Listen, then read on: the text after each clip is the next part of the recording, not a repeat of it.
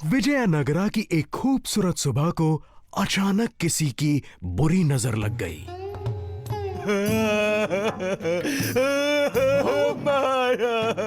बोलो सेनापति, इतने परेशान क्यों हो? बुरी खबर है। उत्तर से दिल्ली के शहंशाह हमारे राज्य की सीमा में घुस आए हैं। वो भी 20,000 सैनिकों के साथ। जब मेरी फौज में ही दम नहीं तो मैं उनसे क्या मुकाबला करूंगा? मैं अपना राज्य खो दूंगा। ऐसा कुछ नहीं होगा महाराज। मैं जाकर शहंशाह से बात करता हूँ। हो सकता है बात करने से सब ठीक हो जाए। आप इसे कैसे भेज सकते हैं? यही तो इस सब के लिए जिम्मेदार है। मैं तो कहता हूँ कि राज्य की सेना को कमजोर बनाने के षड्यंत्र के लिए इसे खत्म कर दिया जाए। खामोश राजगुरु, जब देखो शिकायत करते रहते हो। इन पर ध्यान मत दो। रुक जाओ, मैं तुम्हें छोड़ूंगा नहीं। आगे जाओगे कहाँ? जल्दी जाओ रुको और मेरे राज्य को बचा लो। अपने कंधों पर पूरे राज्य को बचाने की जिम्मेदारी का भार उठाकर तेनालीरामन बिना झिझक के शहंशाह से मिलने चल पड़ा। ये कौन आ रहा है? मैं विजयनगरा के महाराजा कृष्णदेवराया द्वारा भेजा हुआ एक मामूली दूत हूँ। उन्होंने आपके लिए शांति का प्रस्ताव भेजा है। ओ उत्तर के महान शहंशाह। शांति? हाँ, बहुत अच्छे दूत। जितने ना समझ दिखते हो उतने हो नहीं।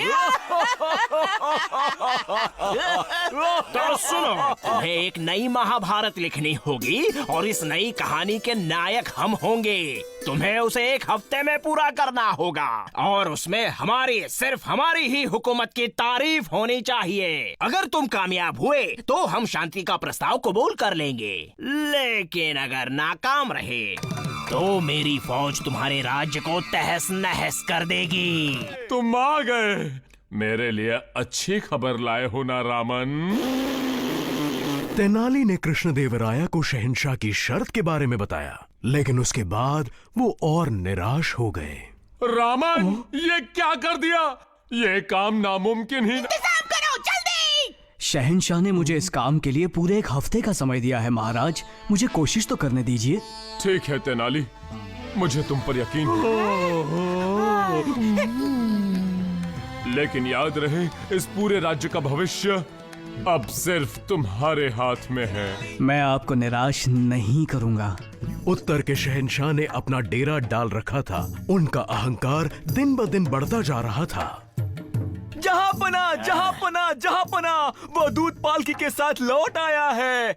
उसमें महाभारत तो नहीं होगी?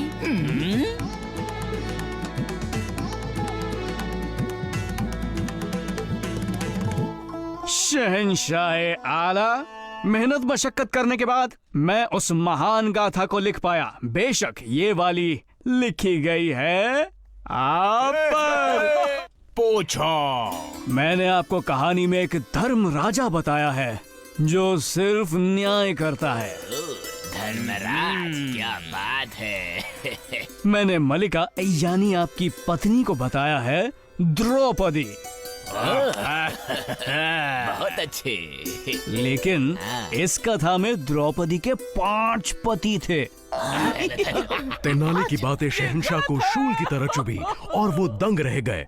बस एक बुत की तरह बैठे रहे और उनके दरबार में हाहाकार मच गया। खामोश! मेरा हाथ नजर नहीं आ रहा।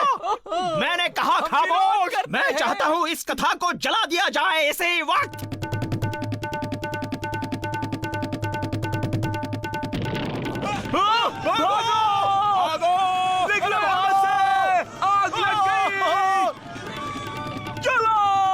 शहंशाह का अहंकार जलकर राख हो गया और वो शर्म से भाग निकले और तेनालीरामन भी महल लौट पड़े ताकि आराम कर सके। वाह तेनाली, तुमने कर दिखाया। शहंशाह आखिरकार शर्म के मारे भाग ही गया और मेरा राज्य अब फिर से सुरक्षित है। और उसकी वजह है सिर्फ और सिर्फ कुछ खाली पन्ने।